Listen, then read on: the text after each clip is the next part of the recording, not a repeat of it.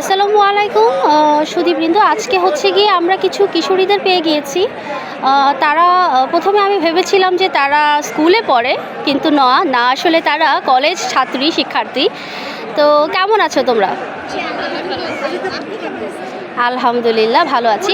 তো তোমরা কোন প্রতিষ্ঠান থেকে এসেছো? তোমাদের কলেজের নাম কি? আচ্ছা, তো তোমাদের হাতে ফুল দেখতে পাচ্ছি। তো আজকে কি উদ্দেশ্যে, তোমরা কি জানো যে কি উদ্দেশ্যে আজকে এখানে ফুল দেওয়া হচ্ছে? দিবস উপলক্ষে শ্রদ্ধাঞ্জলি। আচ্ছা আচ্ছা, তোমরা কি একাই আসছো না আরও কেউ আছে? কলেজ থেকে নিয়ে আসা হয়েছে। ওয়াও, এটা একটা অসাধারণ উদ্যোগ। তো তোমাদেরকে ছোট্ট করে একটা প্রশ্ন করি। এই যে এখন বর্তমানে তোমরা আসলে, নতুন প্রজন্মের ছেলে মেয়েদেরকে তো আমরা দেখি না এত সকালে শীতের মধ্যে। আমি দেখতে পাচ্ছি তোমরা শীতের পোশাক পরেও আছো।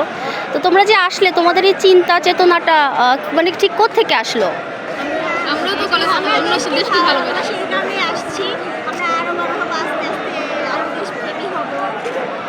আচ্ছা, তার মানে আমি ধরে নিচ্ছি যে দেশপ্রেমটা এখন সবার মাঝে খুব ভালোভাবে সোচ্চার হয়েছে।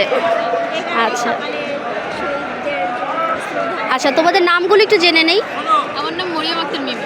আচ্ছা, মরিয়ম, মাশাল্লাহ খুব সুন্দর নাম। আমার নাম স্নেহা ইসলাম। স্নেহা ইসলাম, মাশাল্লাহ।